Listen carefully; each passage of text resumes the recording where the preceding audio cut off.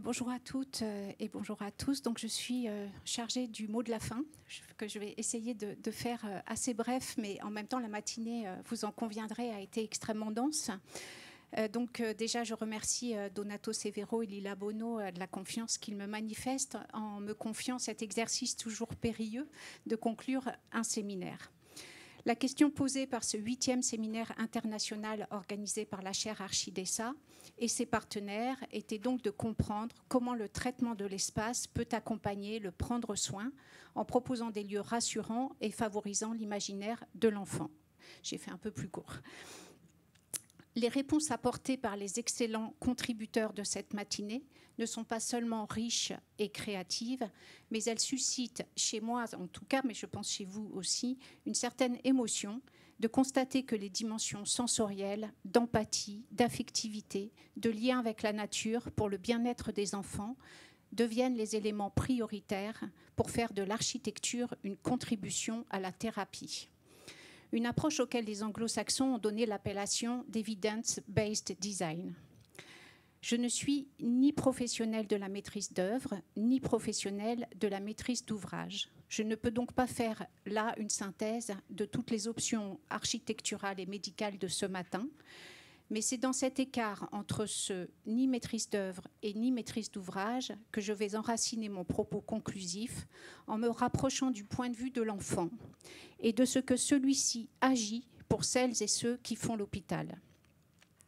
Nous sommes tous concernés par les enfants et la question qui nous est commune aujourd'hui est de savoir comment l'enfant nous oblige, nous, adultes, professionnels, hospitaliers, architectes et concepteurs. Eh bien d'abord par sa vulnérabilité. Comment édifier un nouvel hôpital visant à instaurer un devenir hôpital qui soit un devenir hospitalité pour l'enfant?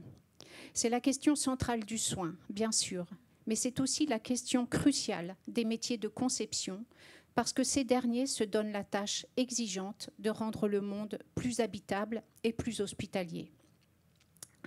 Or, l'hospitalité n'est pas sur option lorsqu'il s'agit d'accueillir des petits êtres doublement vulnérables. Vulnérables d'abord parce qu'ils sont des enfants et que leur immaturité physique et psychique, leur incomplétude, les met en situation de dépendance à l'égard des adultes, de leurs parents, d'autrui. Mais vulnérables deux fois en raison des troubles de leur neurodéveloppement qui rend le monde peut-être plus étrange encore qu'il ne l'est déjà et les décale du bain habituel des apprentissages et des interactions sociales. Le pédopsychiatre Donald Winnicott disait qu'un bébé tout seul, ça n'existe pas. Un enfant tout seul, ça n'existe pas non plus. Il est dès lors de la responsabilité des adultes d'introduire l'enfant dans le monde. Et le monde est pour lui un feu d'artifice, de sensations captées par son système sensible et affectant profondément ses émotions, sa vie affective et son développement. Prendre soin de la manière absolue dont l'enfant est exposé à son environnement, une forme d'hyperphénoménologie, est donc bien un défi pour l'architecture. À la croisée de cette double vulnérabilité, les projets de ce matin ont montré comment les architectes et les designers se soucient d'accompagner l'enfant dans le monde en construisant l'enveloppe qui l'accueille avec les indispensables qualités de contenance, de portance et de douceur qui font médiation entre sa vulnérabilité et le monde. Ils rendent tangible le concept de moi-peau et d'enveloppe du psychanalyste Didier Anzieux, comme l'illustre le projet de la salle de retour au calme de l'hôpital de jour Picot, ou bien à l'échelle bâtimentaire, la coque protectrice, élément clé du projet architectural de l'Institut du cerveau de l'enfant de l'hôpital Robert Debré. La théorie des enveloppes développée par Didier Anzieux inspire un grand nombre de thérapeutes dans leur pratique, en psychiatrie notamment. La prise en compte des besoins de contenance et de sécurité sensorielle des patients est une clé de voûte de la prise en charge. Il insiste notamment sur l'importance de l'enveloppe sonore dans le moi-peau. Mais la poétique de l'hospitalité en architecture nous conduit à considérer que les enjeux de l'enveloppe débordent la relation thérapeutique et concernent tout le milieu des hôpitaux. Nous avons vu en outre dans ces projets que la collaboration entre les intervenants qui gravitent autour de l'enfant malade est une des conditions de la qualité architecturale qui lui est adressée. Comme le dit le professeur Cohen, cité ce matin, le plus intéressant, c'est le groupe. Dans ces contextes où les parents et les enfants sont parfois soumis au chaos émotionnel, le projet architectural émerge, certes de nombreuses contraintes, chacun le sait, mais surtout d'une trame serrée croisant usage, exigences médicales, savoirs expérientiels, pratiques professionnelles, compétences techniques, contraintes économiques, que seule la coopération peut faire miroiter jusqu'à l'avènement du projet. Et cette coopération a vocation à se poursuivre dans l'espace vécu de l'enveloppe architecturale dès lors que les architectes ont pensé ces espaces de connexion et de porosité entre les habitants du lieu, à l'image des terrasses végétalisées du projet de Aya Life Designer ou au bout des doigts du projet de 3XN.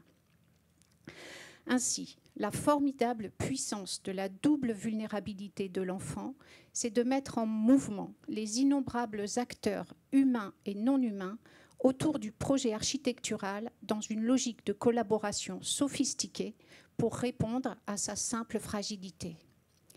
C'est pourquoi, depuis l'expérience commune des crises sanitaires et des catastrophes écologiques mondiales, il nous appartient de penser la vulnérabilité désormais comme une catégorie critique de l'action et de la transformation de nos logiques de construction et d'habitation, et ce, encore plus à l'hôpital qu'ailleurs. Comment l'enfant nous oblige donc? D'abord par la vulnérabilité, ensuite par le jeu. Le philosophe Emmanuel de Saint-Aubert écrit à propos du développement de l'enfant qu'il a besoin du corps d'autrui, celui des soignants, d'un corps social et de la chair du monde. Expression que je trouve si juste et si belle pour parler de l'architecture et plus encore ce matin. Il précise que la chair du monde doit affirmer une dimension de solidité sur le plan de l'espace, du temps, de la relation et de l'identité. Une dimension de permanence et de fidélité, quelque chose en lui qui tient bon, comme le demandent souvent les adolescents, à l'image de ce que nous proposent les deux projets de l'hôpital Robert Debré et de l'hôpital Armand Trousseau. Mais il y faut aussi du jeu, comme le rappelle le projet de 3XN Architects, du jeu et du jeu d'ailleurs.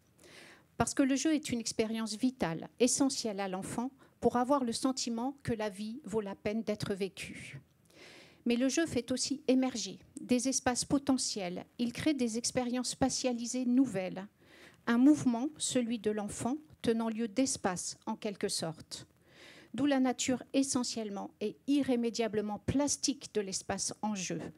Le parti pris de 3XN illustre magnifiquement cette attention portée à l'importance du jeu, tant pour le développement psychologique et social de l'enfant que dans sa manière d'interagir avec l'espace. Il est actif dans l'accompagnement qu'opère l'architecture pour le mener dans le monde, car il met l'espace en jeu, l'enfant. Il joue avec l'espace, il y met du jeu. Il fait des jeux de doigts et s'entremêle alors les échelles du corps et les échelles du bâtiment. Les architectes des hôpitaux pédiatriques ou pédopsychiatriques s'inspirent du jeu et laissent du jeu dans les impératifs fonctionnels, les normes et les standards de la construction pour que le mouvement et les possibles inhérents à son être en devenir soient rendus à l'enfant. L'architecte joue à laisser du jeu dans sa structure et l'enfant joue à faire exister des espaces en gestation laissés là par l'architecte. Comment l'enfant nous oblige? D'abord par la vulnérabilité, ensuite par le jeu et enfin par une approche d'une clinique du milieu. On entend par clinique du milieu un environnement qui est un outil opératoire du soin sous la forme d'un espace sensible, senti, intime, un support incarné permettant à l'enfant de développer la création personnelle qu'est son monde. C'est bien l'hypothèse qui sous-tend cette rencontre.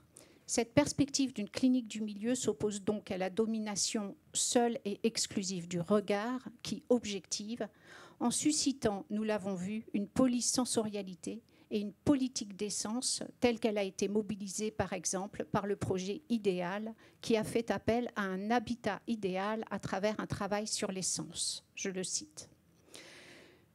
Je voudrais terminer en soulignant l'importance de la recherche en design et en architecture pour capitaliser et partager les connaissances et les expériences, notamment dans des champs très complexes comme celui de la participation et de la coopération. C'est le rôle d'Archidessa qui vous invite d'ores et déjà au 9e séminaire international sur le thème des réseaux techniques des bâtiments hospitaliers en octobre 2025. Merci encore aux intervenants qui nous ont rappelé magnifiquement que l'enfant respire et se déploie dans la chair du monde dont il attend un émerveillement. Cela nous oblige. Merci et bon appétit.